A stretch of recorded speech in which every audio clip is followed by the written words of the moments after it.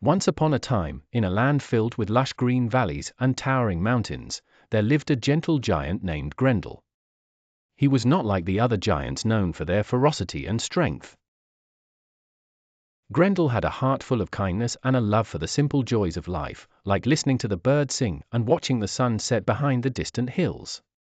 His towering stature often scared the villagers, who would run at the mere sight of him, but Grendel never meant any harm. He lived alone in a cave at the edge of the forest, far away from the human settlements. In the nearby kingdom of Ilaria, there was a princess named Ilara. Unlike the typical tales of royalty, Ilara was adventurous and loved exploring the unknown. One day, while riding her horse through the forest, she ventured too far and got lost. The sun was setting, and darkness began to creep through the trees, filling her heart with fear. She dismounted and sat by a large oak tree, trying to calm her racing heart. As night fell, strange noises filled the air, and Ilara realized she wasn't alone. She saw glowing eyes peering at her from the shadows and heard wolves howling in the distance. Her horse had run off, and she was left defenseless. Just as panic was about to overtake her, the ground began to shake with heavy footsteps approaching. Ilara looked up to see the enormous silhouette of Grendel looming over her. Instinctively, she backed away, but Grendel spoke in a gentle voice, "Do not be afraid, I mean you no harm, princess." Ilara was surprised that the giant knew who she was.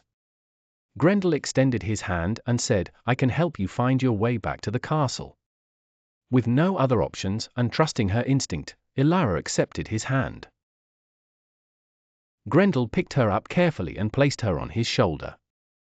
From her new vantage point, Ilara could see the entire forest and beyond.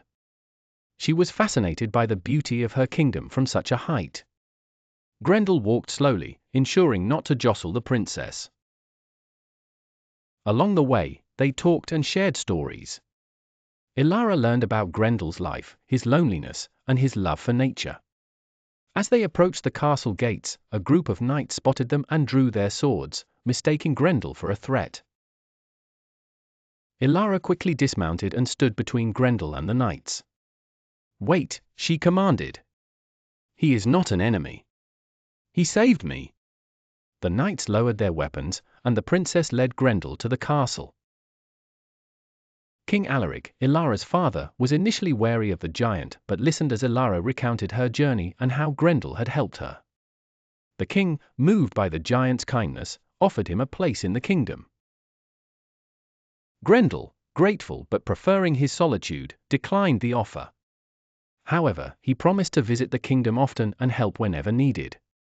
From that day on, Grendel was no longer seen as a menacing giant but as a gentle guardian of the forest. The villagers slowly warmed up to him, and he would often be seen helping with tasks too big for humans, like building bridges and moving large boulders. Ilara and Grendel formed a lasting friendship, and she often visited him, bringing books and sharing news from the kingdom.